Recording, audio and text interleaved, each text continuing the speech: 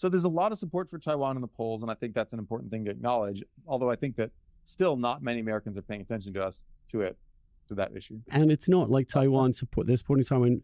Do you want to support Taiwan or risk a third world war? Is not the question they're asking. Correct. So the answer. And if it does come to that question, I think there's no question they will pick avoiding a third world war. The thing is that we don't get to pick, because if China invades Taiwan, right, that's a huge undertaking, and it's an easy undertaking for us to stop. We have bases in Okinawa. We have bases now in the Philippines, again, bases in Guam that could easily spoil a Chinese invasion of Taiwan. We could sink their ships. Maybe we don't intend to do that. Maybe we would show restraint. Maybe we would hold back based on public opinion or threat of public opinion or Trump's in office. I don't know. Maybe we would hold back from spoiling it. But if you're Xi Jinping and you're going to stake not just your reputation, but your entire life and the legitimacy of your regime on this massive, incredibly risky undertaking, are you going to do it while allowing America to maintain the capability to have the choice to spoil your invasion? No, you're not. You'd have to be dumb to do that. So if Xi Jinping decides to go for this major invasion, he will start with massive attacks on the United States bases in the region to make sure that they do not have the missiles required to sink the Chinese ships that get to Taiwan. That might sound a lot like Pearl Harbor to you. If so, you're not wrong. What happened after Pearl Harbor? We got very mad. If you asked, would Americans be willing to risk World War II over the Philippines? Would Americans be willing to risk World War II over Indonesia or Vietnam that we didn't even control at the time?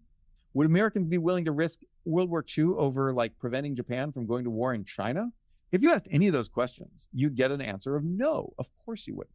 But the day after Pearl Harbor, did you find anyone who was like, no, actually we should come to an accommodation and give them what they want? So no. You are predicting, or not you're predicting, but you're suggesting there's a possibility that Xi Jinping would actually decide to go to war with the United States first. Yes. Yes. That would be an unbelievable risk for him, right? That would be a huge risk. That's right. It could turn into a nuclear conflict. Is he really prepared to do that? I don't know. Now, what if Trump almost certainly will be president? That we know. I don't know that we know either. I think it's almost impossible to know that kind of the answer to that really kind hard of question. To know. So, except it does seem to me to be massively risky for him, and it's not clear to me that Taiwan's as important to him to risk Third World War with the U.S. I'm not sure. I hope not too. Hope is a thin reed to base our national security on. So because of his ability to strike first, is what you're saying, we have to, what do we have to do? How do we deter this? We shore up our defenses in the region. First of all, we have to rebuild our defense industrial base so that we can produce enough munitions to keep up with China in the war, because right now we're not even producing enough munitions to keep up with little bitty Russia. Right. When China has manufacturing capacity equal to the US and all of Europe combined, we really need to resuscitate our defense industrial base. We need to make sure we have manufacturing capacity, because remember, all these wars end up, people think, oh, the initial forces will fight it out and then we'll be home by Christmas. And it almost never happens that way.